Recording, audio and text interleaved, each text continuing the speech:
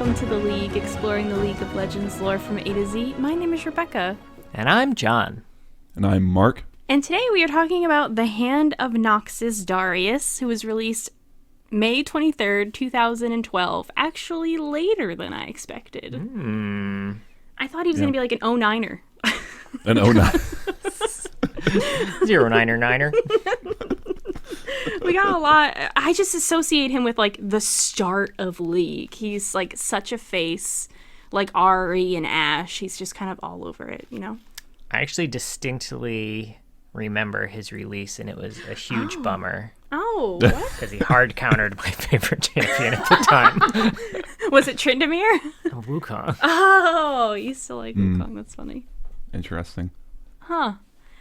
Yeah, so Riot wants to make up for our last 2 weeks. So on the cinematic universe page, Darius has a bio, 2 videos, 3 short stories, and a comic. And John also found just a bunch of other shit. A partridge in a pear tree. We've got like 27 AUs, about 37 cinematics. Not quite that many, but there's a lot. Yeah. He's quite the poster boy. Like you said, Rebecca, he's all over, that he's so ubiquitous. You know, he's one of the faces, right?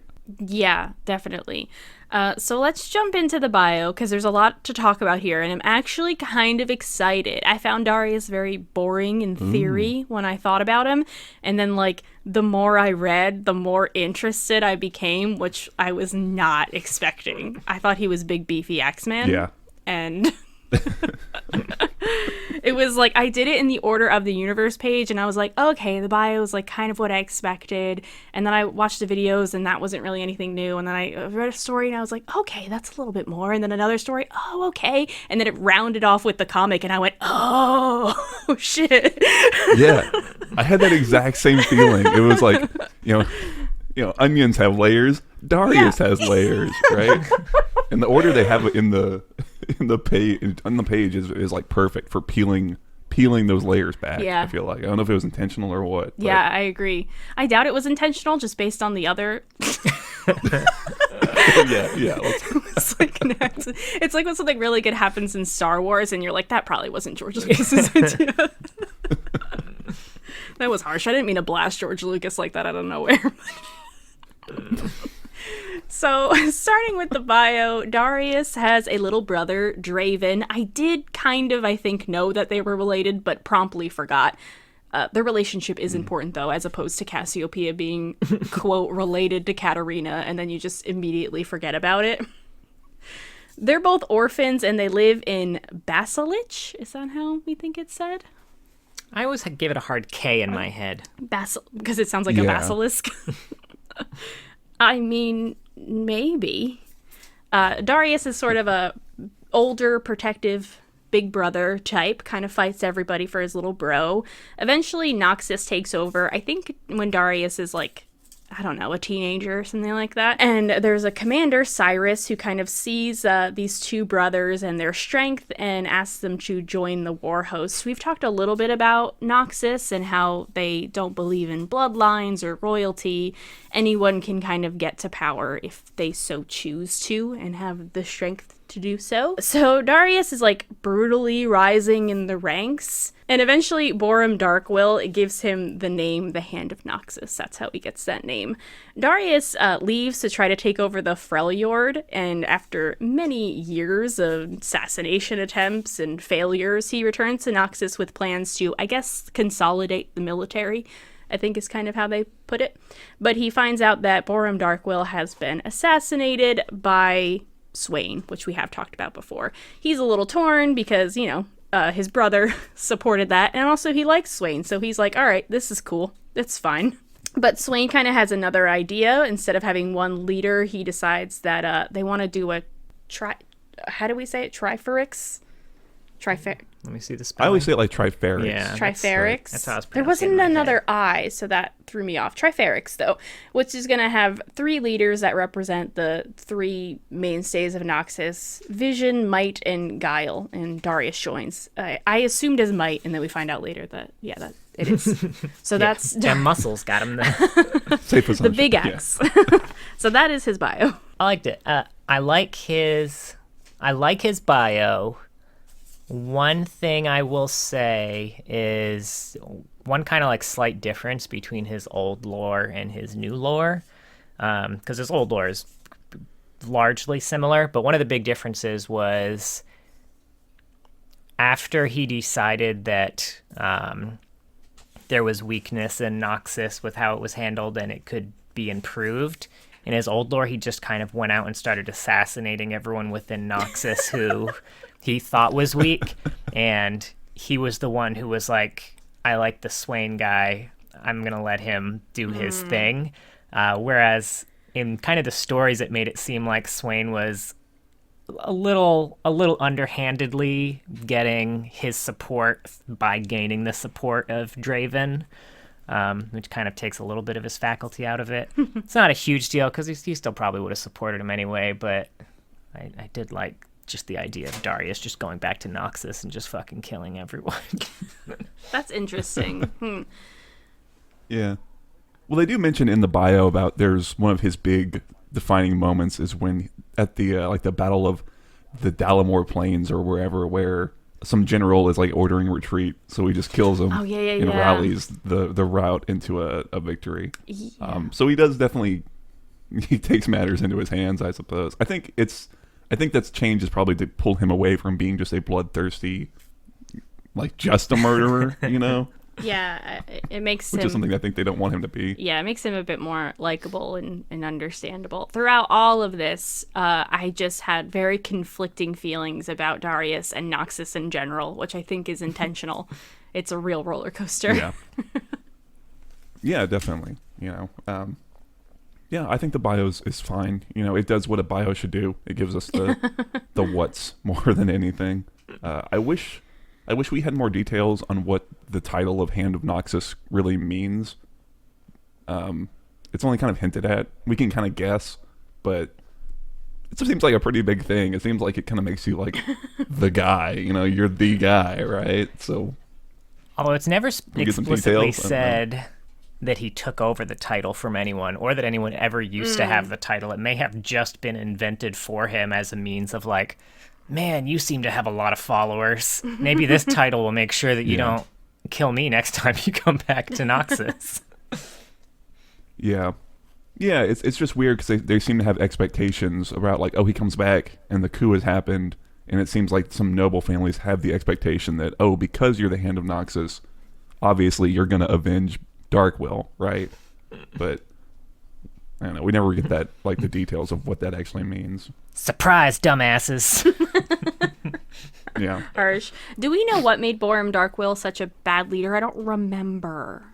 There's a few things, I think. One thing that I think upset Darius more than anything was the fact that he was expanding for greed's sake, kind of. Like, he wasn't necessarily expanding to just increase the borders of Noxus. He was expanding for, like, treasure and shit like that, which caused him to start wars on way too many fronts, which spread the armies way too thin, which caused things such as, you know, him being stalemated in the Freljord for so long because they didn't have the additional forces to reinforce him with because they were all elsewhere.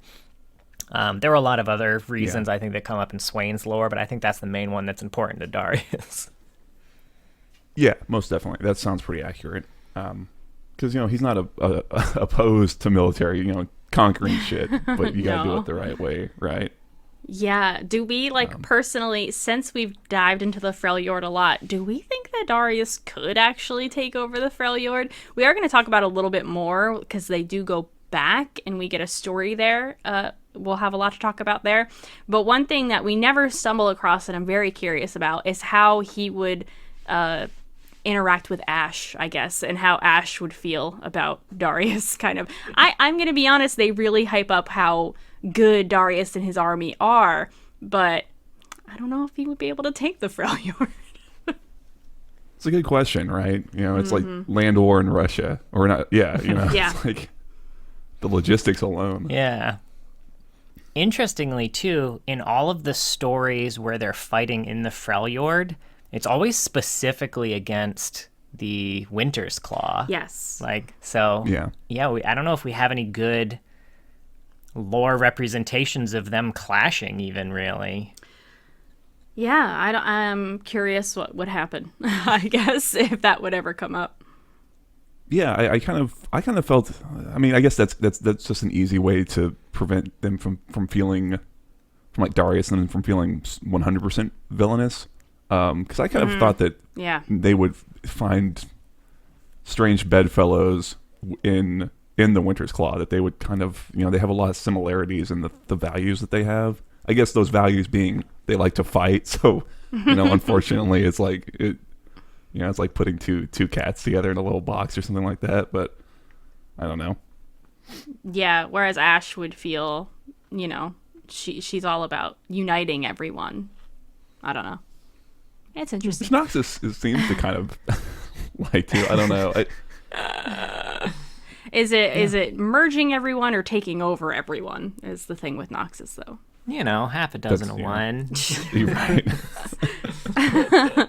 So do we want to go in order of, I don't know, kind of how it is on the universe, which would mean that the next two things we talk about would be the videos. There's not like too much to say there.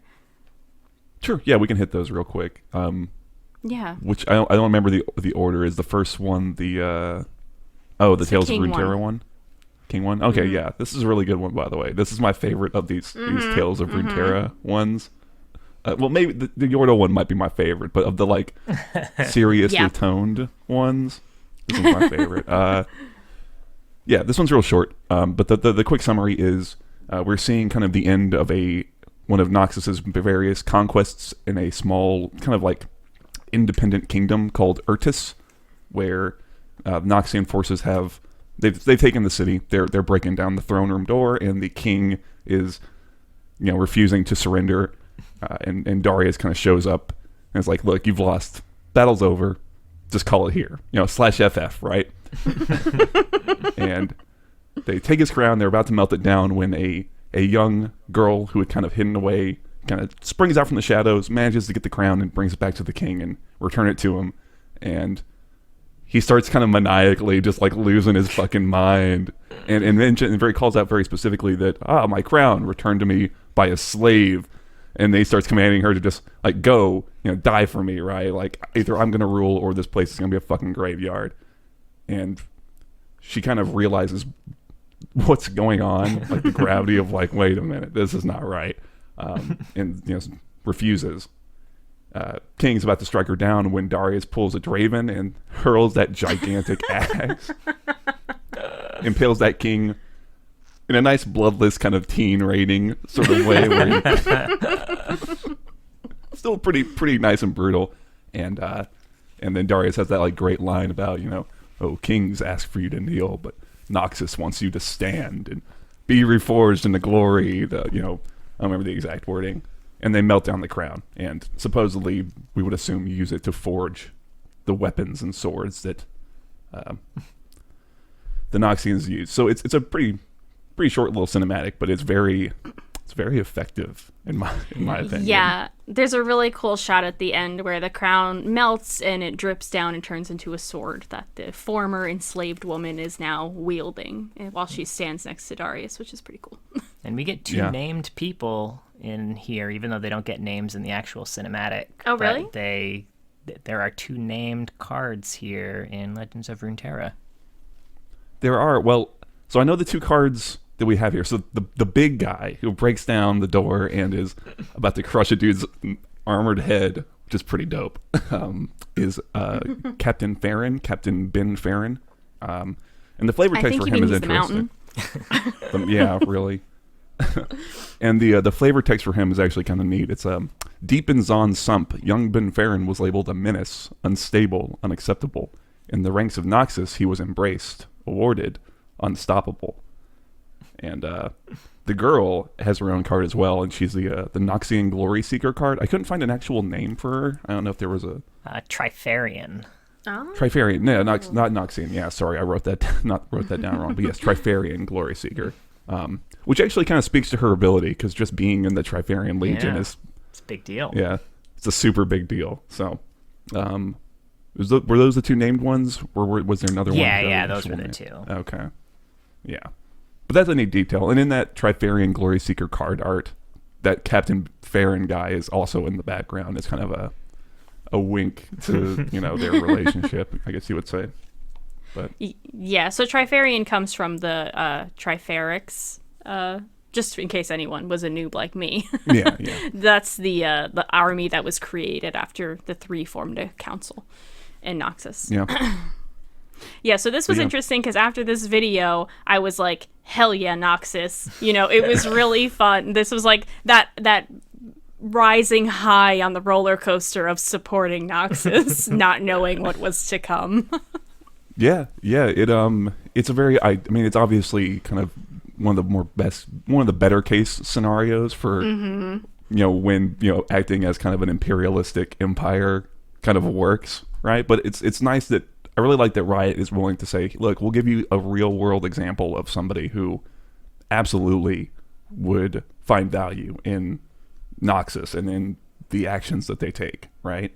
It's hard to kind of argue with, oh, look, I got my life back because Noxus showed up and ended this, right?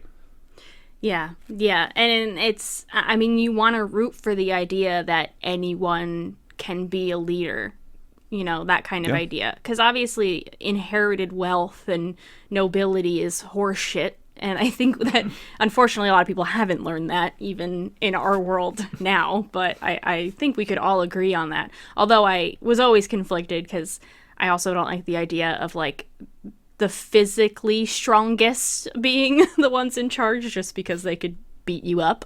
So, although that's another thing that I kind of like about Noxus is that their three true. Three heads are, wisdom, strength, and guile. So there's spots for everything. Yeah, that's true. That's fair.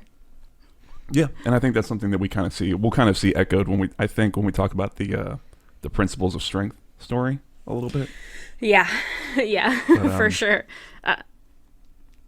Yeah, I don't know. I think this is just it's for 3 minutes of cinematic. It's very effective, and they do an excellent job, I think, of, from the first half, right? It's really easy to look at Noxus as the obvious villains in the context, right? Their design is super villainous with that really dark iron, and the angles of all their, and all their guys except for Darius are masked, which I guess is kind of the case for the Urtus soldiers as well. But they look like, oh, this is the plucky little independent kingdom who are getting taken over by the big bad guys, right? And then that mention of just the word slave at that like midway point during that interaction is just so, it's like, it really reframes the whole context of what's happening in a very interesting way.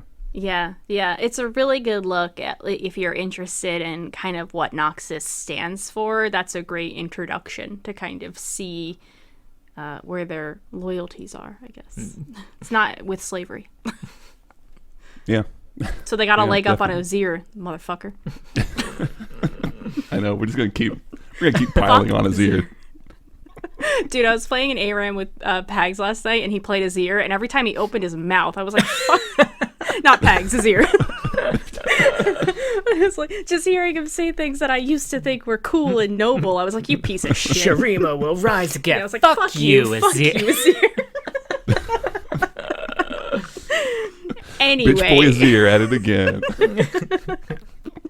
Moving on, the next story, I believe, is the Winter Spiked Road. Is that the next one?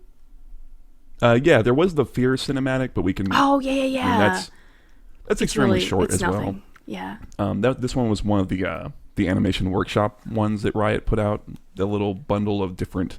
I think this is when they were exploring different animation pipelines, just trying to see, can we do an animation this way? Can we do it this way? Does it take us 9 months to do a vertical slice of 30 seconds of animation, right? That type of stuff. This one's real short. It's Darius. I assume during the Freljordian campaign, walking along, getting slowly surrounded by... I guess these are like merc wolves, because they can't just be regular wolves, right? They've got to be fantasy wolves. And, they're special he's wolves. having his... Yeah, except none of them have two heads, I don't think. But, yeah, and he's having a little monologue about, fear, like what separates, predators from prey and men from lesser men, and it's fear and how predators smell it and will walk away when they don't. And there's a nice little moment where he's reaching back as he's getting surrounded, and you think he's gonna whip out that axe and start wrecking shit, and instead he pulls out his canteen, right? And the wolves kind of wreck it, and it's like, oh, this guy fucks. And so they back off. This motherfucker's hydrated. Back up. His name would be written in like red with a skull next to it. This was an RPG. Yeah, it's interesting because when I looked at the other cinematics that were part of the animation workshop shorts, I know that when they initially rolled these out internally, there was another one that was not included in the animation shorts, and I actually searched for it and I couldn't find it anywhere, so I don't think it was ever actually released. So I'm really curious if they're like withholding it for part of the new. God, what the fuck is that animation that is coming out? Arcane. Okay. Jesus. You can just cut out that like 17 minutes of silence, absolutely right? Absolutely not. I waited with bated breath. Yeah, I'm curious if it's going to be part of Arcane because it was very Vi focused, and it was part of like the hyper focus on what characters are like outside of their most cinematic moments. I remember that now that you said it. That was so cool, that animation. I can't say the other word. Of her taking her big gloves off, right? Wasn't that what they had done? Yeah, just like soaking her fists in ice. Cool. Yeah, I remember. It was just like a tiny little moment in life. Yeah, it was just a concept. They never even really finished it, but I remember I got to watch it because I think I was working there at the time. I'm not sure. And I was like, I need the rest of this. Yeah. Are you talking now for the Darius one? Is that the one where he's having another monologue about like 10 minutes? Right? Is that what you're thinking of? That's how long he fucks for. No, I was thinking of like the original concept art that they had for this wolf animatic. Okay. We saw kind of the original version before it was like fully animated or colored or anything like that. Interesting, because there's one that I couldn't find that I searched around for that was it was a study, I think, in like facial animation and like character emotion while they're talking, where he's having a little monologue about like 10 minutes. 10 minutes, it's what separates the living from the dead, right? 10 minutes a day of training or something like that. It's I can't remember what it was. It was really cool. I wish I could find it, but it probably never saw the light of day. I forgot about that. If I trained for 10 minutes a day, I'd still be a fucking loser. I'm going to be honest. Well, I think it was like 10 minutes. It was 10 extra minutes. Oh, okay. So 10 minutes on top of your hour. I was going to say, Darius, there's no way he's trained for 10. He does a 10-minute Look at those CrossFit. fucking biceps. That's not 10 minutes. It's not One Punch Man. Run a mile, yeah. All right, we good to move on? Yeah, only thing I will say is that it was really smart of them to not have this be a big fight animatic, unlike another unreleased animation of theirs for Darius that I found. What? Oh yeah. Yeah. Well, we'll talk about that after we get through the official content. Okay. And then we get the bonus stuff. Yeah. Okay, so The Winter Spiked Road was written by Laura Mitchett. It follows a girl named Maja. Yeah. Maja, yes? Yeah, that sounds right. Sure. She's in the Freljord with Darius and the other, what do we call that? What is it called? Trifarian Legion? Trifarian Legion, right. Okay. Just Legionnaires. So they're now Legionnaires. Whatever. So this is once Darius is already part of the Trifarix. God, I'm never going to be able to say that right. So this is his second time in the Freljord. They've returned. This is Maja's first action. She's kind of sticking by Zalt, who's a Minotaur and who was there for like the first Freljord campaign. So, he's a little bit of a mentor in this. Pretty quick. The Minotaur. Thank you. He pushed me out of the way of the mic to say that. You do what you gotta do. It's show business, baby. I don't even want to keep going. I'm like so upset. Anyway, they're fighting the Winter's Claw, who immediately cause an avalanche somehow. Maja is pulled out of the snow by Darius, and the survivors are going to fortify at like this frozen river. It got a little convoluted here, but it was fine. I kind of followed it. Zalt is injured pretty quickly when the battle begins, and Maja tries to help him and like tries to push him out and potentially thinks about fleeing with him when Darius catches her. She thinks she's going to be executed because Darius has like a reputation for executing people who run from battle, but instead he, inspires her to fight, and she runs off with him to fight the battle and leaves Zalt behind. Once the battle is won, she goes back and they see Zalt is dead where they had left him. And the story ends with them kind of turning north, preparing to fight more Winterclaw people. Yeah. I think some important aspects of this story. So I did a bad summary, I see. Maybe it's because you moved me out of the way to tell a really dumb joke. I don't know what joke you're talking about. Really awesome straight joke. Golds today. So one of the important things to mention, and Zalt points it out, is when they decide that they're going to dig some trenches for the fight ahead, Darius is right out there digging with them, and Zalt points out, like, hey, remember this moment. This is the moment that the Hand of Noxus helped his troops dig ditches. Yeah. He's up in there. Yeah.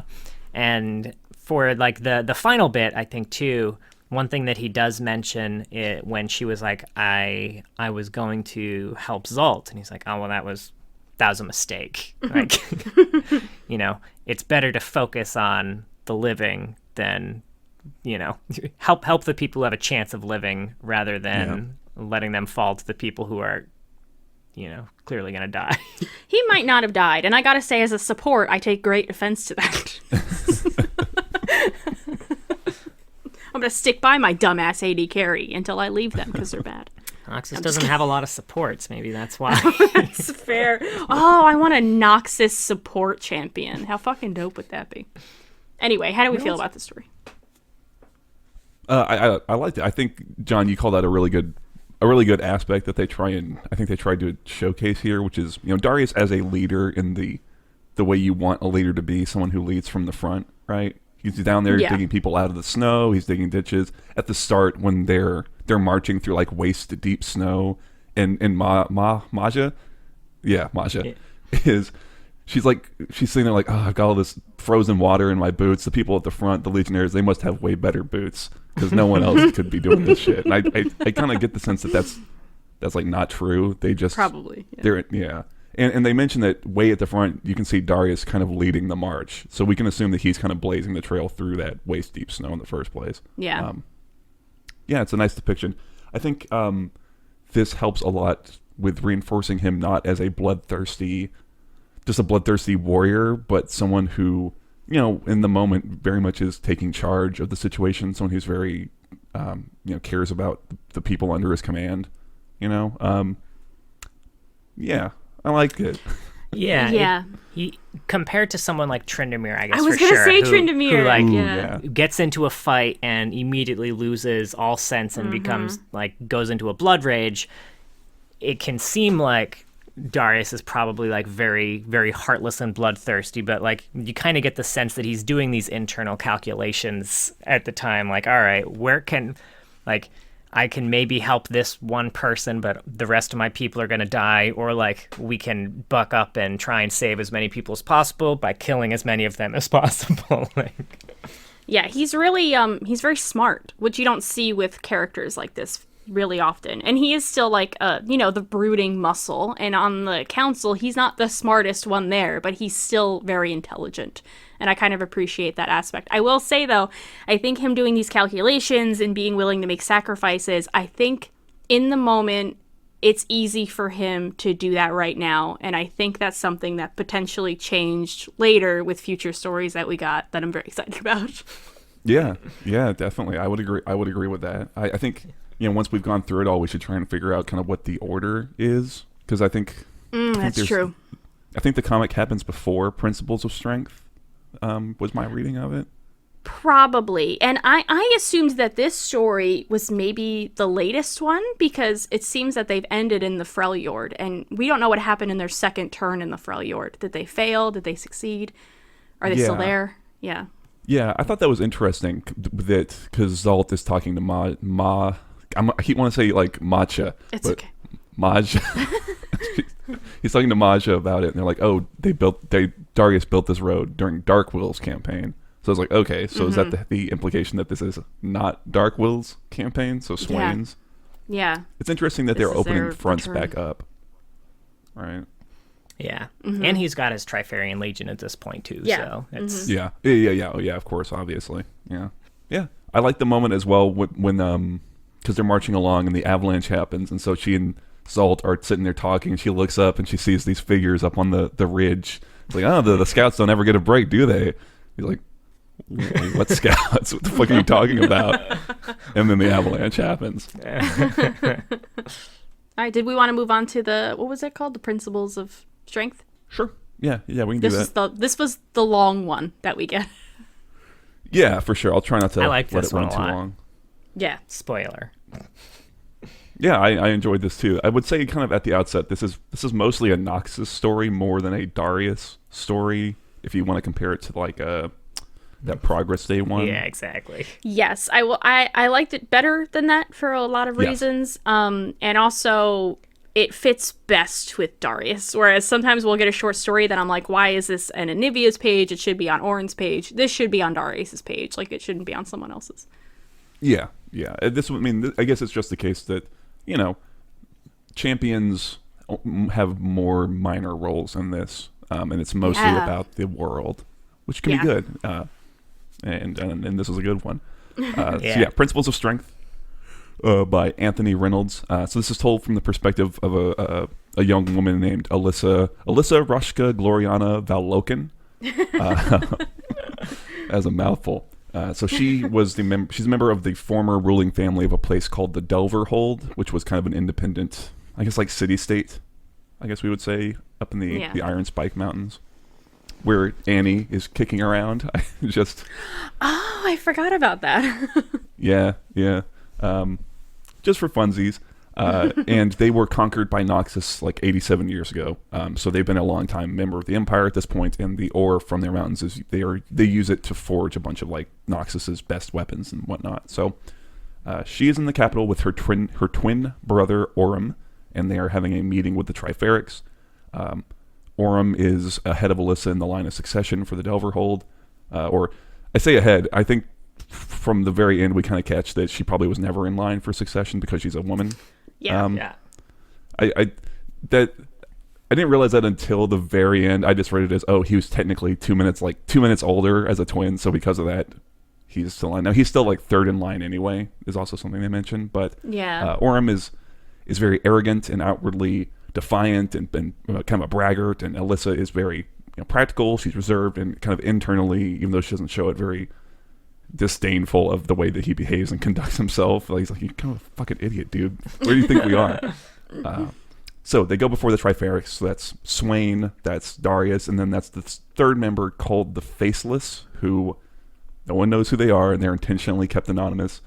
But I think Alyssa does kind of infer like, there's a slight feminine aspect to that faceless I don't know. Gender neutral mask. I don't know. Yeah, I don't know. Sure, I think that was like them trying to nudge and be like, the Faceless is gonna be a woman one day when we reveal it. But I wish it was weird. I don't know. I think that's supposed to kind of be hinting to us that it's maybe LeBlanc is my kind of guess. But really? I knew nothing about who this could be. Which would be wild, given the history between the Black Rose in general and Swain. That was why I kind of thought it would be neat. But maybe he doesn't even know it's her. And, I mean, I'm not going to spoil the twist in the story, but it would be kind of LeBlanc-like. Yeah. I mean, that's my wild theory, speculation. Who knows? Or like you said, it could just be them saying... it's not just dudes, is what they're trying to say. I don't know. There's a lady here, too. Yeah. So Orym shows up, and he's bringing a complaint. He starts delivering it. He's delivering messages from their father, who's kind of the ruling governor, complaining about the gold and the ore that they have to provide the Empire. And Swain kind of points out, well, of everywhere else, you guys don't have to give soldiers to the war effort. Instead, you guys give resources. Just consider that. But Orym still is like, no, we got to renegotiate the tithes, or we're going to threaten to secede, going to expatriate from the Empire. which dramatically shifts the tone of the conversation. Alyssa had no idea that this was on the docket at all, and internally starts just panicking, like, what the fuck are you talking about? Still, they present the original surrender treaty between them and Noxus, and they argue that, well, you know, this was signed and pledged to the Noxian throne, which is now empty. So, as far as we're concerned, technically, we're not a part of the fucking Empire anymore anyway. Nah. Yeah. Read the fine print, Darius. You're powerless here. That's what he sounds like, probably. Yeah, really. You know, yeah, Orym and Darius kind of trade barbs. You know, Orym's super confident because, even when we surrendered to Noxus, you guys didn't actually take it by force. We willingly let you in. And Darius is just like, you know, I could take the Delver hold with 2 Trifarian legionnaires. I wouldn't even show up. I would just sit there. I still love that aspect. He's like, I wouldn't even fucking bother to go, bro. Yeah, it's like, dog. Tensions are kind of rising, and Swain sort of calms everything down. It's like, okay, well, let's hear what they want. So cut to that night after they have sat down, and I assume they just met with Triferics for like the rest of the afternoon. That night, Alyssa and Orym are kind of walking out, and she's pissed. Orym is super confident anyway, and he feels very confident that, Swain's convinced, so we just need one of the other two to agree, right? As long as a majority of the Triferics is on our side, we'll get what we want. And Darius is obviously not going to, so that leaves the Faceless. And me and Father and I have a plan for how to deal with that. The smart boys. Yeah, smash cut 2. Hours later that night, where we see Alyssa is decked out in armor, leading like a dozen Delverhold soldiers with like heavy crossbows, and they're skulking around Noxus at night. And you know, she's sitting there lamenting that this is a bad fucking idea. Orym doesn't even realize that both he and I are entirely expendable. Dad doesn't give a shit if they kill us or hold us as hostages. We're just pawns, right? But they are going to her and her brother are leading kind of strike teams, and they're gathering around this shrine of the wolf, which was a fun little thing. And what we learn is that they had spies in the city and have found that the Faceless will come to the shrine, you know, at a specific time on a specific day of the month, and they're gathering to kind of take that person hostage or get information on who they are and leverage that for their purposes. So Alyssa gets her men in place, sees the signal from her brother that his men are in place, and they kind of pounce, and she's got the Faceless at crossbow point, and it's like, don't move, don't make a sound. I've got 12 crossbows aimed at you right now. And the figure lets out a muffled sound, and there's something familiar about it in its awkward movement, and Alyssa's still like, no, stop making fucking noise, stop moving. And the figure continues to cry out, shaking its mask emphatically, and at that moment Alyssa is kind of awash in realization, and then very, very calmly puts an arrow in its throat. And after doing so, kind of walks over, unmasks it, and lo and behold, it's Orym, gagged and bound. At which point, a bunch of Trifarian legionnaires, you know, rush in and take everyone prisoner, right? So Alyssa she's brought before the Triferics, and Swain just kind of flatly says, look, you guys are important, but we are not going to engage in these types of negotiations, because otherwise every other person is going to be knocking down my door, right? We don't negotiate with terrorists or whatever. And Alyssa agrees and is like, yeah, that's why I shot Orym. Following the original plan would have been disastrous and would have like destroyed the Delverhold, right? Swain's like, yeah, I agree. What do you propose? Then we cut to Governor Valloken, which is, you know, their father, and he's at the Delverhold when Alyssa returns, flanked by 2 Trifarian legionnaires, and she just calmly presents him with a new treaty, this time explicitly signed with the Triferics, removing him as governor and placing her in the position of power, ruling over the Delverhold. And there's a nice echoing where way back when Alyssa had originally been meeting with the Triferics, she had called Darius my lord, and Darius just was like, I'm not a lord, and I'm certainly not your lord. And as they're dragging the governor out, he's like, oh, you can't do this. No woman's ever rolled the Delverhold. I'm your lord. And she's like, well, you're not a lord, and you're certainly not mine. Something like that.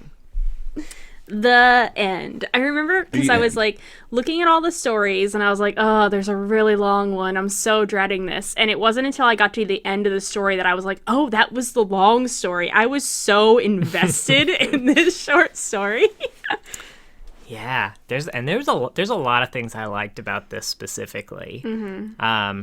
I would say, like, right off the bat, like, I immediately hated her brother for like, you know, how he like acted in like the courtroom and like his view of Darius in particular. And I think that was the way that he acted with such entitlement was like a really good, I think, mirror to how, or like foible to how Noxus is. Just like, no, you're useless. You haven't actually done anything. And in fact, they call it out when he's like, oh, well, we're in the mines toiling all the time. And Swain is immediately like, show me your hands. Show me those hands that are toiling in the mines. And I'm like, oh, well, not mines specifically. I think it was Darius who was like that. I'm trying to remember who it was that had that exchange. But yeah. I love that call out. I also love just the feeling, like the fact that the Faceless was able to kind of get Orm in that outfit and everything. It makes me feel, because initially during the start of it, I was like, man, these people from this, what seems like a pretty small town, like they seem pretty like skilled at espionage. They had spies here. They managed to coordinate this whole thing. But then at that point, it's kind of like, okay, they had their best spies on this, which must have been hilarious to the actual Noxian spies. Like, what a, you know, big fish, small pond scenario where they sent their best. And like from the outset, probably the Noxian spies were like, oh my God, look at these fucking jokers. Like, yeah, it's true. I did find one thing interesting is that I don't think I realized how long ago, what was their place called? Alyssa, where she was from? The Doverhold. The Doverhold. I don't think I'd realized how long they'd been in, under Noxus, I guess. Because the idea that they still instilled this nobility with their people was really interesting. And Alyssa still, like, she walked 2 steps behind her brother because she's a woman and he's older than her. And little things like this that, I don't know. I just found that really interesting that this place was able to keep those ideals, I guess, when Noxus isn't ruling there specifically. Yeah. No, it's just interesting to take these trappings and these ideas that are very common in these types of, you know, medieval-esque fantasies of like, oh, you know, how you're descended from kings and you know, that's such something to hold up as a virtue, and to kind of push it up against this much more practical Noxian ideal of, well, no, like you said, John, you know, like, what do you actually do, right? You don't work in the mines, so you had ancestors who ruled at one point. So what does that, you know, what value does that mean? Does that actually give you, right? Yeah, like Darius has to continuously hold his position by working for it like every day, and he can't just like command his soldiers. I mean, he can, and sometimes he does. If the job's so easy, he can hang back, but otherwise he's on the front lines, like we've talked about. Yeah, and I think you know, talking like you were saying, Rebecca, about looking at the kind of some of the, what am I trying to say, the cultural artifacts that like places like the Delverhold kind of cling to, right? It's another, much like that Legends of Runeterra video, it's again a very real world practical example of, here's someone who absolutely would want to be a member, like find a lot of value in Noxus and the ideals, right? This idea of being able to transcend, you know, your sex or whatever, and the way that it caused you to be limited in where you were from. And it's like, well, Noxus doesn't give a shit. It's like, can you rule effectively? Can you, you know, handle the situation gracefully? Which she could. And again, a way that's not just raw brute strength, but, you know, guile and wisdom, right? It's like, okay, well, there you go. Here's some power. You've earned it, you know? Another thing that was interesting about them clinging to their ancient ideas of nobility is that it's even extra useless now. Like, when they're under Noxus rule, it means even less, but they're still clinging to it. It's really interesting and real and very pathetic. And I think especially it was evident that it was just like the nobility clinging to it. Because like as soon as those Triferian soldiers walk in, it's like, oh, the king's own guard or the lord's own guard was like, nah, fuck this. Like, they know power when they see it, and they're gonna step aside. They're like, I'm not dying for you. Fuck you. Yeah. Yeah, it's a very almost Emperor's New Clothes type situation where all that supposed power and influence kind of evaporates in the face of real Noxian might. It was a good story. I recommend it if you're interested in, again, learning about Noxus. And I do, like the way you said, Mark, I like that Darius is a minor character in it. And I feel like we got to know him better by him being a background character. Yeah, for sure. The one thing we didn't... go ahead. No, go ahead. Yours is more on point. Well, you don't know that. I could have just said bullshit. I was going to say the one thing we didn't mention was the line where I think Swain says that it's important to put Noxus over family, and Darius kind of doesn't look like he 100% is on board with that idea, or looks very sad about it, I guess. Yeah, that's what made me think I think this happens after the Blood of Noxus comic. Yes, it's I think that makes a lot of sense. For me, what it did is it put a nugget in my head that made me ask, if Darius ever had to choose between Noxus and Draven, what would he do? And at the time, my instinct was to say he would choose Noxus, and it's not until after the comic that I think that a conflict could occur. Yeah. And yeah. Real quick before we jump into the comic too, one last thing that I forgot that I really liked about this was how quickly Swain was able to deduce exactly what the fuck was going on. Because like when Orm was kind of submitting everything, Swain just like stopped everything and was like, okay, wait, I know why you're here. Do you both know why you're here? Yeah. I also loved the idea that Orm and their father thought that Swain was going to be on their side. They're like, well, Swain's on board. He's smart. Right. He's going to know to side with us. He's going to side with the men. And we're like, even I was like, no. No. No, he's not. Yeah. Yeah, well, I mean, I think that just, again, it speaks to that whole, oh, well, we're nobility. We know how to talk to other nobles. Yeah. We've got this in the bag. It's like, you don't know what's happening. You don't know which way it's up, man. Well, there is one more short story before the comic. Were you going to say something, Mark? I'm sorry. Oh, I was just going to say, I also liked, they mentioned the shrine that they talk about, the Shrine of the Wolf, is directly Kindred. And when I read that, just the name of it, I was like, I wonder if that's got anything to do with Kindred. And then they flat out say, it's like, oh yeah, in Runeterra, they depict death in this way, and it's definitely Kindred's wolf, I guess, as we would kind of consider it. Yeah, this made me think a lot about, because I think they do mention that Noxus tried to battle with Ionia at some point, and it sounds like it didn't go well at any point. So one thing I kept thinking about is, I'm very curious how Noxus would clash with the Freljord. I think they could potentially win that, but what about Ionia? I think if they were to go to Ionia, I don't care how strong they are, they'd be like, what the fuck is this? Which I find very interesting. Yeah.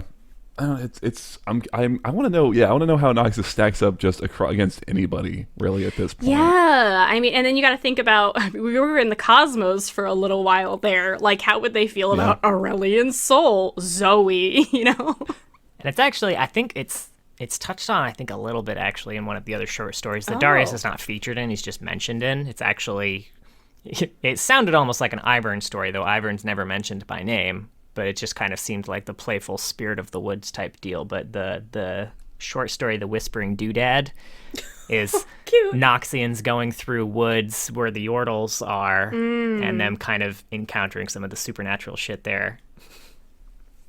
Yeah. But Draven is one of the ones that is going through the woods. And oh, I'm so excited. Actually, I'm glad we're doing this alphabetically, because I am thrilled to get to Draven now. Yeah, I'm not going to get into the story much because it is way more a Draven story than a Darius story. What I will mention, just real quick, is that in that story, not only is Draven in it, but our girl Tamara. Oh, Yeah, she's mentioned? I saw that. She's one of the main characters of that story, and it's implied that she has kind of a little thing with Draven. So really? Weird. I don't see that, but okay. I mean, We'll have she to could read the take story. him, I'm so curious. it's fine. Yeah. For reminder's sake, Tamara is the Noxian War Mason from the Progress Day story that we talked about when we went over Caitlyn. She was Big ejected from Piltover. Yeah. That's an interesting pair. That's fun. I would read that romance novella. I would write it, actually. A nice hate to love. That'd be fun. Yeah, I was trying to say, what's the name of it? That's the real question. The Ooh. pairing? The title. I was thinking the title of the novella. Maven? No, The novella. Well, we can think about it. We'll handle that when we get to Draven. They can be working in the back of our I'll think minds. on it. I'll write a chapter. No, I won't. I don't want to make that commitment. I'm lazy as fuck. Blurb. Okay, so you were saying there was another story. Yeah, I guess. So yeah, Kind the of. proclamation of the. Yeah, I think I had mentioned this when we talked about Cass. The proclamation of the Triferics. It's a very short little thing. It is it's an in-universe. Someone like I read it like a crier, and this is kind of what they're reading about the newest, like immediately following Swain's coup, right, and kind of declaring, here's all the new shit that you guys need to know about what just happened with Swain, right? I don't know. There's not a ton about it when it comes to Darius. Like I said, we kind of covered it when we got into the Cass episode, and I'm sure we'll go back to it when we hit Swain again, or way later on when we get to Swain. Unless there was anything I that skimmed y'all. it. I didn't really read it that much. It's just kind of reads like a document. It's not that thrilling. Yeah. It's something to help. Again, if you're interested in Noxus, it's an interesting little thing to look at to help understand more of what happened immediately after Swain's overthrow. But in the meantime, for now, I'm at the top of the roller coaster. I'm on the side of Noxus, and then I open the comic. Mark, Sure. tell us what happens. okay, yeah, no worries. Okay, so this is Darius, Blood of Noxus. It's a little one-shot comic. Credits real quick. Writer Graham McNeil, our boy Mr. McNeil showing up again. Art and cover by Sana Takeda. Editor Ellie Pyle. Art director Eric Canete, letterer Jacob Bascal. The production artists are Edette Winecore and Gabriella Downey. And special thanks to Mark Wade, which I'm not a comic guy, but that name is familiar. I think he's a big comic name. I don't read them, but when I read it, it immediately struck out to me. I should have asked Sarah. She knows comics. She does. Yeah, you should have. Yeah. Well, I didn't do my homework on this one, but that name sounded. He's really an American familiar, so I don't know basketball player. He's an American comic book writer. Oh, John did a better Google than me. He's known for his work on titles for DC Comics such as The Flash, Kingdom Come, and Superman Birthright, and on Captain America, Fantastic Four, and Daredevil. Or they could have been talking about Mark Anthony Wade, the retired American professional basketball player. Could have been. Could have been that. Either is I mean, equally hey, likely. Master Darius. Exactly. Thank you. Okay, so we'll jump into this, I guess. So this starts with Darius. He's returned to Basilich, whatever. And he's actually there to quell a rebellion, which is being led by a childhood friend / former paramour, a woman named Quilletta. And we open it with him kind of at the head of his army, kind of laying siege to the city, and then it flashes back to Darius and Draven and Quill on their initial meeting with Captain Cyrus, actually. So this is back when Basilich originally surrendered to Noxus. It's weird because in the bio I read them as, like you said, kind of being teenagers, but here they look like really young teenagers, like almost preteens. Yeah, I think they did mention that Darius. I remember reading in the bio that he was 12 at some point, but I had thought that Noxus was a little bit after that. But I think Darius was 12 and Draven's a little bit younger, probably 10, something like that.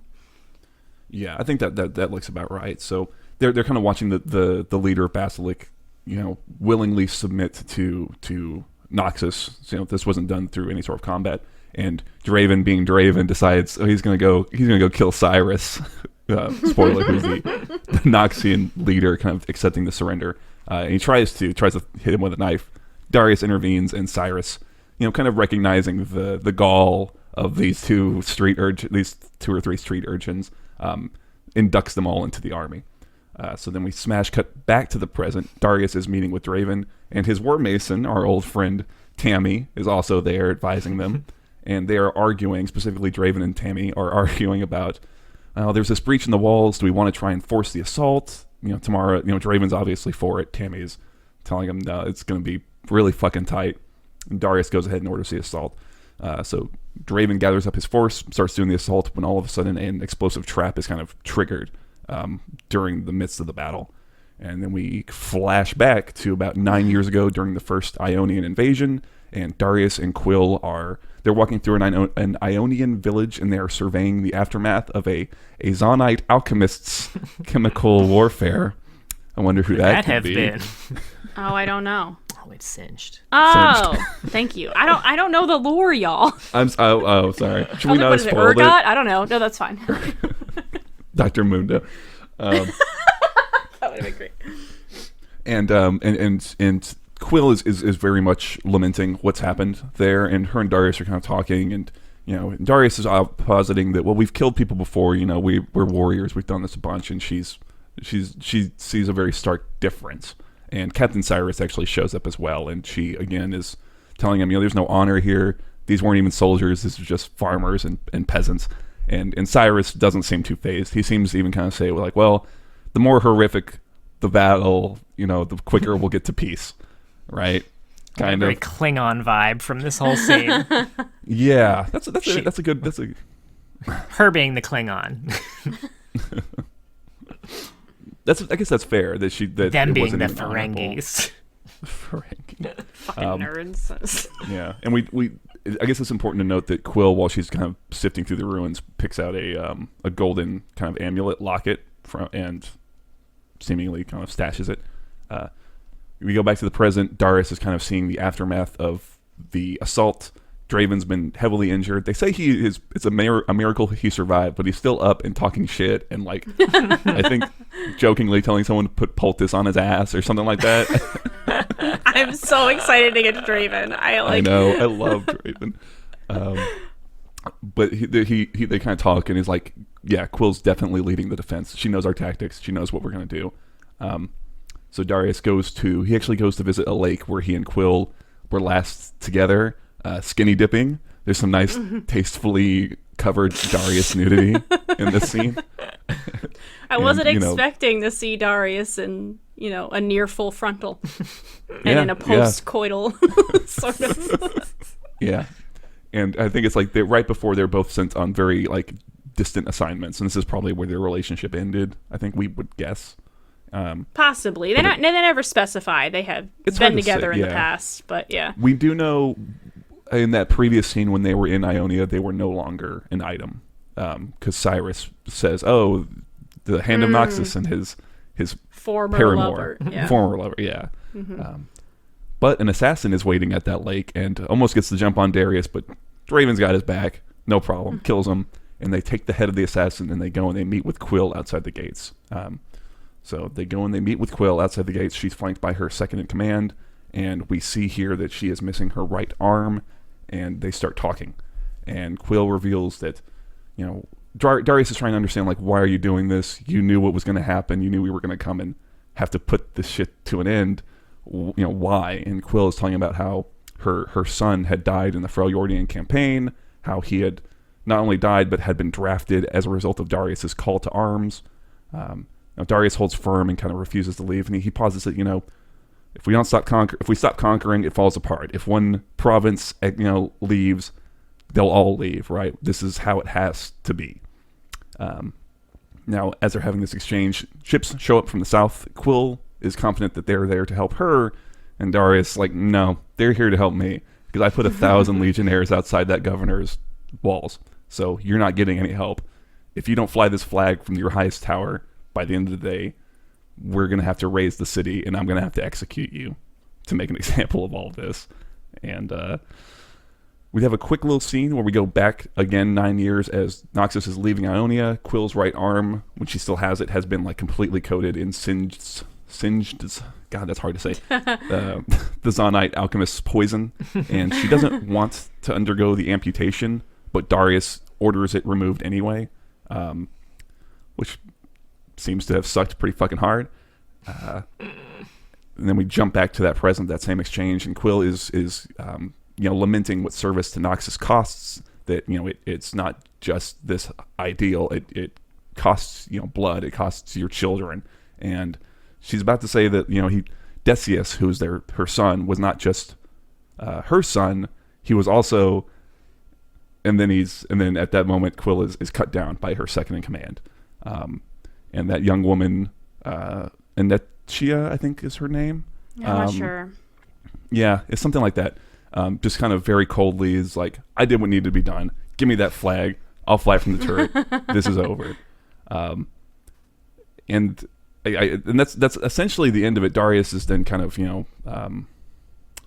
grieving for Quill. And it's important to note as well that Quill's son was her previous second in command. This new second in command has that same golden locket that we saw Quill pick up in Ionia about 6 or 9 years ago, however long it was. And Quill is blonde. Quill has very platinum blonde hair, and the second in command has very dark hair. And the implication, I would assume, is that this is Darius's daughter, right? In addition to Decius, her former second in command, having been his son. Does that track for y'all? Honestly, that was kind of the feeling that I got. I wasn't sure how it all played out, but I did get the feeling that like whoever this was probably, there was more significance to her murdering, the Quill than at first glance. Yeah. Also, I do love the whole like I learned it from watching you moment. Yeah. I remember the exact line. Darius is kind of in shock, and he's asking like, "Well, what did you do?" And she's like, "I did what needed to be done." Wisdom, strength, guile. I learned it from you. Yeah. There were a few big things that stuck out to me here. I didn't like the comic at first because I found it exceptionally confusing to keep going back and forth. I don't really like time jumps, but in particular in this comic, I didn't find it very obvious when they kept going back and forth in time, and I wasn't loving it. But when we actually get to like the end and finding out how this all resolves, I did crash off the roller coaster of Noxus because there's a couple of things. One, Darius telling Quill like, we need to take over everything. And I think, like, deep down, I kind of knew that's what Noxus was about. But to hear Darius so adamantly say that, I was like, no, you don't. That's the bad move. But on top of that, the switch and what makes Darius more interesting was seeing him mourn someone. Because up until that point, I think it's been very easy for Darius to say, sometimes you have to make sacrifices, and this is what we have to stand for, because Darius hasn't had to sacrifice anything. He hasn't sacrificed anything. He's lost some men, but they're not, they were men that he expected to lose for the most part. So I think this is a pivotal moment for him, and one that could really change his character. And it's what made me think that if it ever did come down to him choosing between his brother and Noxus, that he might not choose Noxus. And I never would have thought that before this comic, I guess. Yeah, I don't think that story's going to happen, but I think if it did, I would think that Darius would choose Draven. I don't think Draven would choose Darius, though. But we haven't gotten to him yet, so I don't know. Draven would choose Draven. Draven would choose Draven, you're right. I mean, yeah, I think it's a really good point that you raised that, really Darius hasn't sacrificed much. This lifestyle of violence and, achieving through it is something that he was raised up in. And it's only, Basilic being taken over by Noxus has only ever been a boon to him, right? Yeah, he's only ever gained from Noxus. Yes. Yeah, and it's very interesting to see those high-minded ideals and kind of come up against the rough reality of this is the actual human cost of what you're talking about, right? I think in that perspective, do we think that he understands that he's talking about his own children here and he's interacting with his own children? I hope now he does. Maybe he doesn't for his daughter, but I mean, she was literally about to say, like, it was your son too, obviously. Like, you fucked once and they showed us it has to be your kid too. That's how stories work. But yeah, I would hope Darius is smart enough to know that she was about to say this was our son.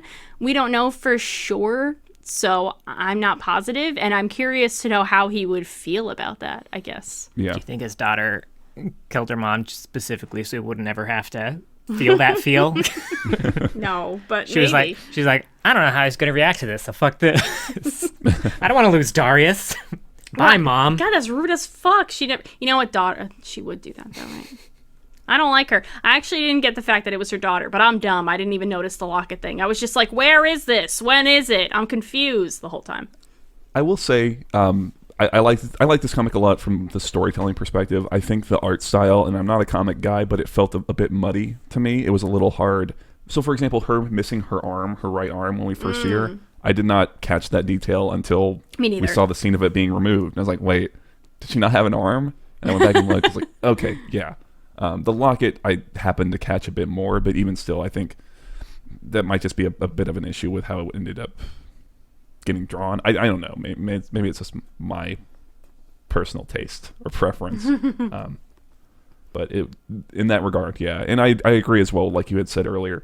The jumping back and forth, like even me trying to tell it here was a little like, okay, well, we jump back here and we jump back here. And I don't mind it as much, but it was, you've got 12 pages, you know, keeping things a little more straightforward might have been, you know, helpful.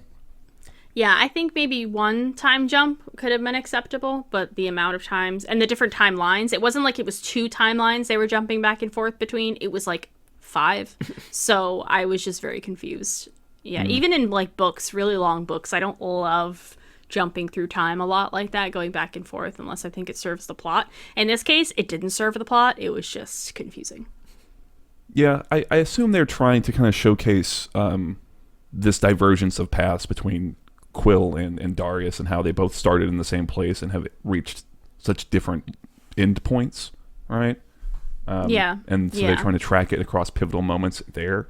But I think you could cut the scene of her getting her arm removed. You know, to me that didn't add a lot. No. Because we've already established that they're diametrically opposed at this point, right? Like we don't need the arm scene is just one page that doesn't to me add much, and it just confuses things a bit more. But yeah, like you said, seeing him mourn, that concept of just Darius being in grief is a very interesting one. Very human. You know, it's so nice to see these attempts to humanize and provide layers to these league champions after we've gone through a couple weeks of the desert, right? We come to the oasis of Darius, you know. And everything we'd seen up until this point with Darius was interesting. It was more interesting than I was expecting, but you didn't get this layer of heart, I guess. And I think what I'd like to see if we get further Darius lore, the idea of him having a daughter actually isn't that interesting to me, but I would like to see them explore it if that is the case. I'm actually more interested in his relationship with his brother, and not just because I'm interested in Draven and I think that's very fun, but kind of seeing how they continue to be a big part of Noxus. And I don't know, maybe Darius getting this little spark of maybe I'm wrong is interesting to me, and kind of seeing how he approaches that and how Draven reacts to it. I find that really fascinating, and I'd like to see more of a dive into how it affects them as brothers. Yeah, definitely. Which kind of leads into another comic. Okay, I was just about to say, I think John's going to take us off the rails, so... And to be fair, this one is written by Jared Rosen, who normally writes all the AU, so this might not technically be canon, though it is within the universe that seems canon. But this story is called Noxian Brotherhood. It's a pretty short comic, and it's basically just Swain and Darius are at the arena watching Draven do his thing, and then Draven's like, God, these these people are too easy to kill. I challenge the Hand of Noxus. Oh. And Darius is like, are you a fucking idiot? Like, I literally have to kill you now. You just challenged me, and now I have to go in there and murder you. So I guess that's what I'm going to do. So he goes in fully intent to murder Draven. And then Swain lets loose a monster into the arena, so the two of them have to team up and fight the monster instead. And Draven's like, I guess that means Swain doesn't want you to kill me. That's weirdly cute. Maybe I'm broken, but It's a pretty short one, though. Yeah. That's interesting. I didn't even know that existed. It's not linked. Everything John's going to go into now is not linked at all to the universe page. We're going into the deep web. And we also have the unreleased kind of concept cinematic that Mark referenced earlier called The Hand of Noxus, which is literally just an unreleased kind of video of Darius fighting just a whole army. Just a whole lot of fighting. Fun. Yeah, if you actually watch it, I think there's a lot of elements here that ended up being adapted into the Breathe cinematic, which is a much better cinematic. But yeah, this one of itself was pretty boring. Yeah, I mean, it's obviously pretty unfinished. It's pretty rough, which is fine. But my big complaint with it is that the weight of it feels way off. Like, Darius is wielding... This would work if you go and watch it. It would work really well as like a Jin Sao animatic, because he's wielding this axe like a bow staff or like a spear. It just he's going nuts with the thing.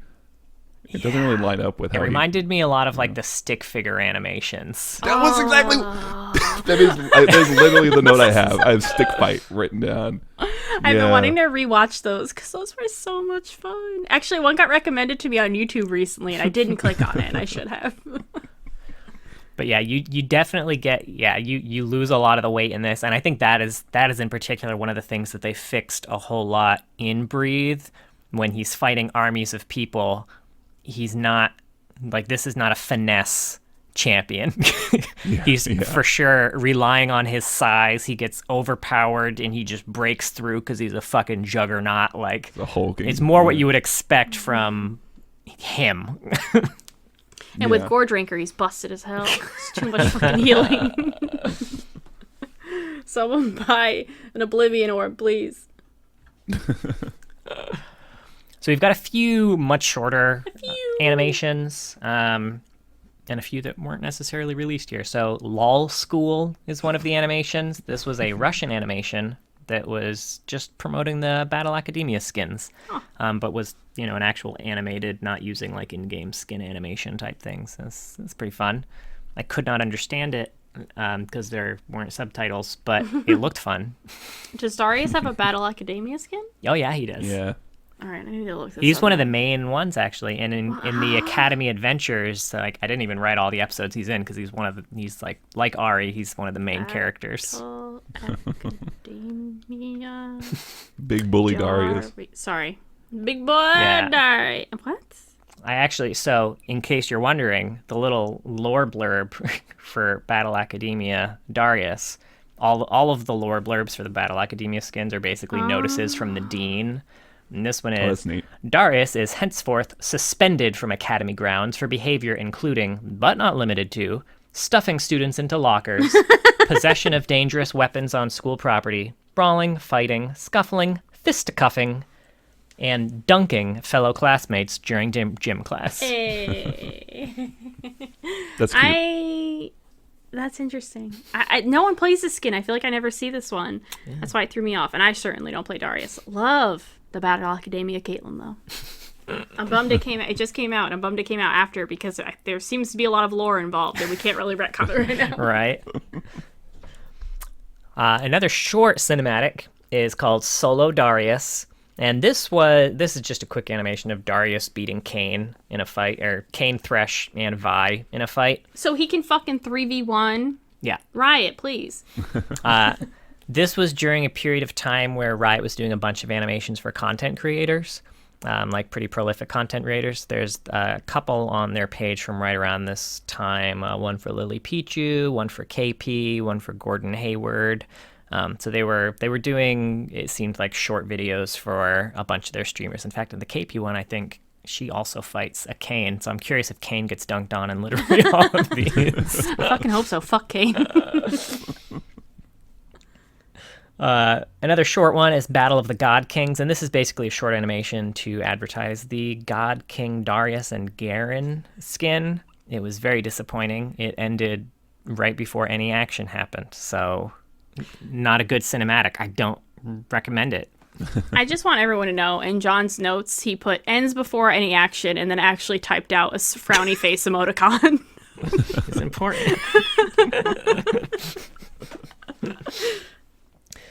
Darius is also present in just a bunch of cinematics. He's in A New Dawn, where he also plays a huge juggernaut who just destroys everybody, somehow ends up not winning in the end, but basically was 3v1ing there at the end. Right. Darius do. As Darius do. Cool cinematic, though. I enjoyed it. I saw that he was in the Ignite cinematic, so I didn't remember him from it, so I rewatched it to see, and in case you're waiting for it, no, he's not in the Ignite cinematic, but what is in the Ignite cinematic is a PopCap Darius doll in the final few seconds. Cool. So, he's in that. Kind of. Kind of. And then he's also in the Breathe cinematic that was another Legends of Runeterra cinematic that, and this one's not necessarily focused on a specific faction or anything like that. This one's just kind of to showcase a bunch of characters that are in the Legends of Runeterra universe. And it has its own original song to go along with it called, the name of the video, Breathe. And honestly, the cinematic is pretty cool. It kind of follows a rivalry between Darius and Zed, which, doesn't necessarily exist in canon lore, but it's a real cool video. Yeah, this one's interesting because there's another version of this one with narration. Oh, shit. I didn't know that. It's a little weird because this one's cool to watch with the music, but the narrative of what's happening in the video is kind of all over the place, like indiscernible almost. It's just like you said, it's just them fighting across various, with various Runeterra cards. And I think that's the one that's on the League channel. On the Legends of Runeterra channel, it's titled like Legends of Runeterra cinematic trailer. It's not nearly as punchy as Breathe, and it's got narration. And with the narration, it makes a little more sense what's happening. It's almost like an attempt to describe the concept of deck building, right? Where it's like, oh, well, you do this and this works, but then your opponent might, do this, and you've got to tweak your deck they don't say deck outright, but it's not as. You can't just say deck on TV. Yeah, they say dick. Gotta tweak that. Oh my god. Tweak that dick. So yeah, I found that weird that they have these two versions floating around, and one of them tries to tell more of a story. Interesting. Yeah, I'll have to watch that. I haven't seen that one. All right, so I'm gonna take you through some alternate universes here. We already talked about the Academy, so we'll skip that one and go straight to High Noon. So we mentioned High Noon. That's true. Sorry, I got drunk this time, not John. Wrong game even. Come on. I know. I never even played that game. I don't even remember the name. So Overwatch. That's the one. Oh, okay. I thought it was the character who you couldn't remember, not the name of just Overwatch. No, I couldn't remember. I was like, it's not Fortnite. What's the other one that I don't play? Valorant. Anyway, I'm sorry. I won't talk anymore. So this one, we talked a little bit about the Darius's role in this universe when we talked about Ashe, because he is the hired muscle that Ashe brings with her on her quest to fight Hecarim. His actual lore in this is the once human Darius was a terrifying manhunter, feared throughout the West for his cunning and brutality. famously defeated by his brother in a widely publicized duel, which I want more context around, but I could not find. His wounded pride eventually twisted into obsession, leading him to strike a deal with the devil Hecarim. And that kind of leads into, well, it doesn't lead into, it kind of spoils the end of the story that he's in with Ash, where, he was kind of a black-hearted killer that accompanies Ash to fight Hecarim. He's unmoved by the death and destruction that, is all along the way, seemingly only interested in the reward at the end of the mission. In this, he carries a hatchet instead of like a giant axe, and he has notches on it for each completed bounty. Countless notches, it's specified. You could count them. It's one hatchet. Countless. Not even a robot angel could count it. She's just being lazy. You have to be some sort of math wizard. It's all the way to 20. I do like a quote from Ash in here that I didn't necessarily notice before, but she says, "A man devoid of emotion is a man incorruptible by fear or weakness," which may be true, but does not specify all the other things that can corrupt them, which in this case is power and greed. So he grows increasingly cagey as they get closer to Hecarim. Ash senses it and already knows she's going to need to fight him before the journey's over. When they encounter Hecarim, Darius turns on her, obviously. He made a deal with Hecarim in his sleep for the power to slay anything before him in return for killing Ash, though it appears that Hecarim made good on his side of the deal well before Darius made good on his side, because Ash dodges the blow and then fires like 2 arrows into his heart, and he gets up and he's A-okay, and he pursues her, and she has to run away. Rude. Next up, we have the Umbra Society, which is, if you've seen Are You Afraid of the Dark? It seems to be a play on the Midnight Society. What? This is Darius, Draven, Jinx, Vi, Tristana, and Lucian, who all sync up to tell scary stories around a campfire. What? What Really? is this? Yeah. So is this like skin related? Is just for funsies? This Someone is got just drunk for at funsies. Riot? There's actually no skin associated with this one. This is just again, it's a comic. So this comic is Darius telling the tale of a battle between Karthus and Fiddlesticks. And Jinx starts hearing weird noises around the camp. Everyone tells her to cut the BS, but then Lucian hears the noises too. And then right before the exciting conclusion of the story, where we find out who's going to win the fight between Fiddlesticks and Karthus, surprise party Fiddlesticks busts out of the forest and interrupts the party. That's so fucking That's cute. Are you kidding? It's fun times. I love how it's 2 brothers and then 2 sisters and then, Tristana and Lucian too. The 2 ADCs. I guess. All right, next up we've got the Silver Age alternate universe. So all of these skins are set in a world where each champion is either a superhero or a villain. So the Darius skin in this is Bioforge Darius. So to save his own life after being exposed to a cloud of radioactive space gas, investment banker Donald D. Darius, yeah, you heard that correctly, Why? was forced to build a suit containing the strange mixture, but the chemicals from beyond the stars warped his weakened mind, twisting him into the brutal villain known as Bioforge. I didn't hear a thing you said after Donald D. Darius. That is interesting, because I assumed that was just like a Zon skin. I didn't realize that was an entirely separate AU.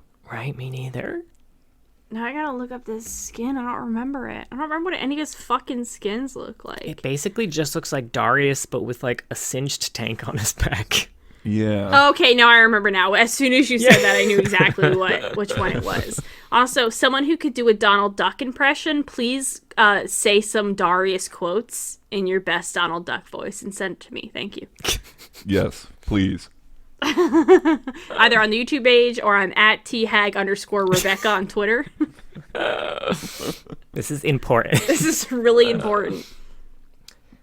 Next up is the Woad Tribe universe. So this is set in an alternate Freljord and features champions as member of the Freljordian Woad Tribe. This one is Woad King Darius, For a woad tribesman to be named king, they must venture alone into the den of a glacial hydra and return with one of its heads. Darius, it is said, came back with all 9. Dope. Right? Neat. Cool. Then you've got Dunkmaster Darius. Sporting over 100 different endorsement deals and tens of millions of fans the world over, Darius has transformed himself from a showy basketball prodigy to the world's leading authority on dunking. He has recently perfected the Dunktown Express, where he dunks so hard that all public transit on the planet simultaneously explodes.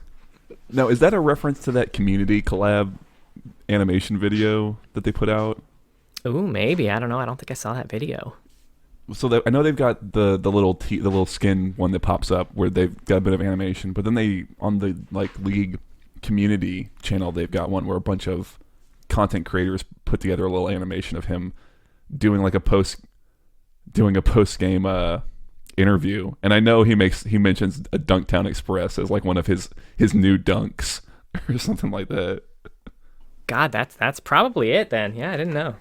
Yeah, where he picks a reporter and is like, "Yes, you with the vulnerable neck."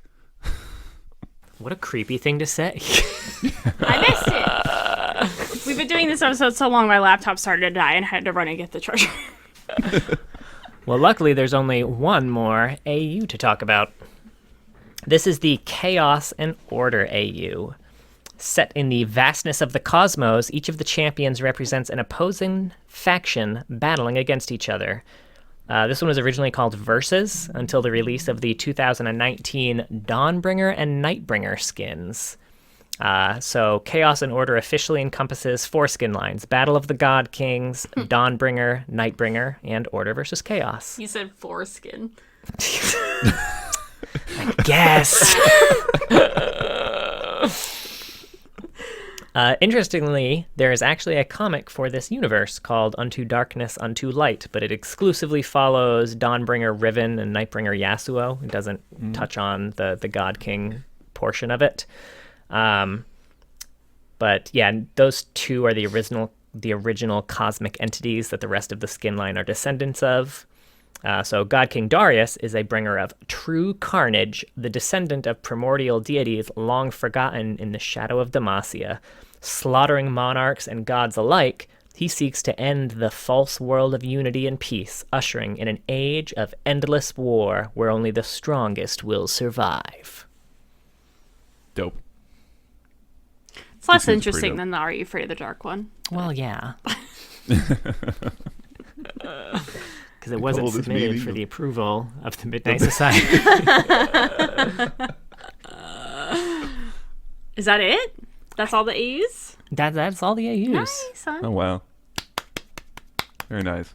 I mean, he's part of obviously a lot of the comics, like Olaf versus everyone and Punches and Plants and all that stuff. But there's God, he's part of so much that we can't talk about it all. Yeah, it's okay. I think we have talked enough. Any last thoughts on Darius? I think I'm pleasantly surprised. I think this is the first time I've said that about the lore. I'm hoping I will be as pleasantly surprised when we get to Garen, since Garen's another person that I'm not excited about, but also has a lot of lore. But we'll have to see. Yeah, they're very similar, aren't they? They both come across as very generic in their design. Yeah, but they're both poster boys. I'm a little worried Garen's gonna stay generic, but I guess we don't know. He's gonna say Garen. Nope. Can't find it. Don't worry about it. Garen Eric. Yeah.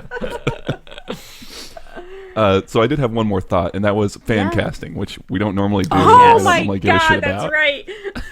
So in our Discord, Mark sent his fan cast, but it put a spoiler box over them, so we don't know who they are. Yeah. So you gotta look at the wide one, the not tall one, because that's the side by side, and it's looking at specifically the battle torn Darius. Was a piece of art they've got on the universe page. Okay. This is a guy. This guy's name is Manu. Oh, do I have to click on it? You want me to click on it? Yeah. Oh God. Okay. Okay. Yeah, I don't know this fella. Yeah, I don't think you would. So this guy called Manu Bennett. This is him as his role in Crixus in Spartacus on I think Stars. Oh. Spartacus, Blood and Sand, and Gods of the Arena. Great fucking show, by the way. It's got sex, it's got violence, it's got violent sex, and it's the first 5 episodes are crap, but it's a lot of fun.